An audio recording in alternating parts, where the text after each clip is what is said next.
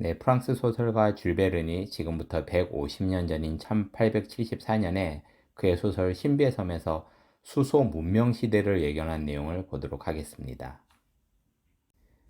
당신은 공업이나 상업 활동이 계속 발전할 거라고 예상하고 있지만 언젠가 그 활동이 완전히 멈출 위험성은 없습니까? 멈춘다고? 왜? 여기서 타고 있는 이 석탄은 가장 귀중한 광물로 여겨지고 있지만 이것이 다 바닥나 버리면 어떡하죠?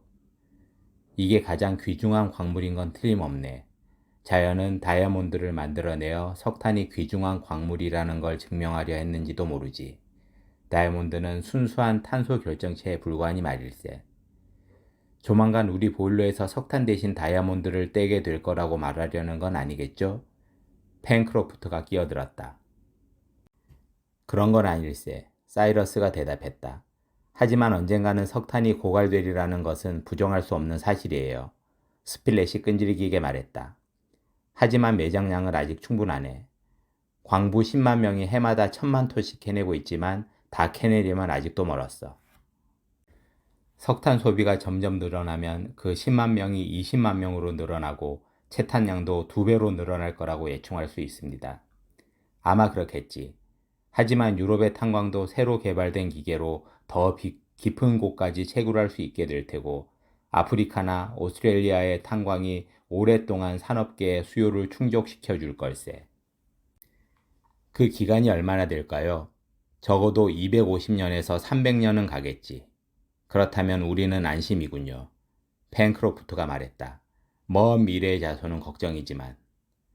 사람들이 석탄을 대신할 연료를 찾아낼 거예요. 하버트가 말했다. 그걸 기대할 수밖에 없겠군. 스필렛이 받았다. 석탄이 없으면 기계는 움직이지 않아. 기계가 움직이지 않으면 철도도 기선도 공장도 움직이지 않게 되고 현대 생활의 진보에 필요한 것이 전부 다 사라져 버리지. 하지만 무엇을 찾아낸다는 거죠? 펜크로프트가 물었다. 선생님은 어떻게 생각하세요? 대충 짐작은 하고 있네. 석탄 대신 뭘 뗀다는 겁니까? 물일세. 물이라고요? 펜크로프트가 외쳤다. 기선이나 기관차의 엔진을 움직이는데 물을 쓴다고요?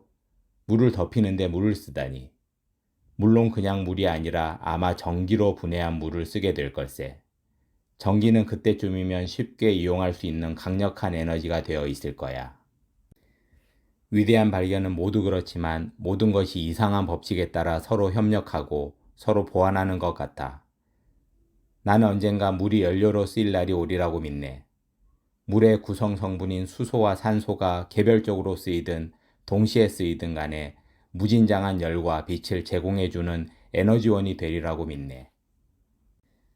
언젠가는 기선의 석탄 창고나 기관차 뒤에 딸린 급탄차에 석탄이 아니라 수소와 산소의 압축기체가 실리게 되겠지. 그리고 이 압축기체가 보일러 안에서 엄청난 열량을 내면서 타게 될 걸세. 그러니까 걱정할 필요는 전혀 없어. 이 지구에 사람이 살고 있는 한 지구는 인간에게 필요한 것을 조달해 줄 거야. 빛이나 열은 부족하지 않을 것이고 식물이나 광물이나 동물이 만들어내는 다양한 산물도 부족하지 않을 걸세. 그러니까 석탄 관맥이 바닥을 드러내도 물을 이용하여 우리 집과 몸을 덮일 수 있을 거야. 물은 미래의 석탄이지. 그걸 보고 싶군요. 선원이 말했다. 그러기에는 너무 일찍 태어났어요. 펜크로프트 내부가 말했다. 내부가 토론에 끼어든 것은 이때가 처음이었다. 하지만 대화를 끝낸 것은 내부의 말이 아니라 토비가 짖는 소리였다. 토비는 전부터 사이러스의 신경을 건드리고 있던 그 묘한 소리로 또다시 맹렬하게 짖어댔다. 동시에 토비는 안쪽 복도의 막다른 곳에 입을 벌리고 있는 우물 주위를 빙글빙글 돌기 시작했다. 책에 나오는 줄 베른의 소개는 이렇습니다.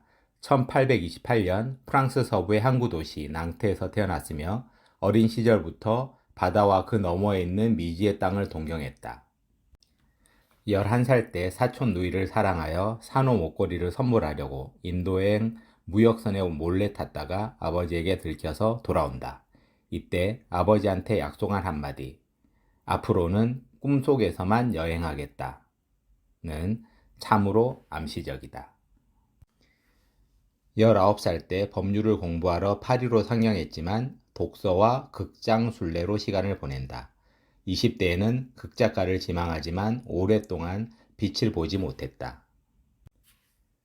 34살 때인 1862년 친구가 제작한 기구에서 영감을 얻어 쓴 기구를 타고 5주간이 출판업자 에첼의 눈에 띄어 이듬해인 1863년에 출판되자마자 큰 인기를 얻는다. 일약 인기 작가가 된 베르는 경의의 여행 시리즈라고 일컬어지는 수많은 걸작을 1년에 한 편 이상씩 40여 년 동안 꾸준히 쓰게 된다. 1905년에 사망할 때까지 80편이 넘는 장편 소설을 썼고 전 세계에서 번역되어 수많은 애독자를 열광시켰다. 책 끝부분에는 버팔로 주립대학 학습지원센터 교수라고 나와 있는 토머스 C. 렌지라는 분이 좀 정리를 해주신 부록이 나와 있는데요. 그 에필로그 형태입니다. 제목은 신비의 섬, 구원과 섭리의 이중주 이렇게 되어 있습니다. 걸작으로 평가받기도 하는 신비의 섬은 문명과 과학기술의 발달을 비유적으로 다룬 정교한 우화다. 이 작품은 줄베른의 실증주의적 시간을 요약하고 있지만 인류의 노력이 조물주의 의지와 일치할 때에만 성공을 거둔다는 점을 일깨워준다. 신비의 섬의 원형은 물론 로빈슨 크루소다.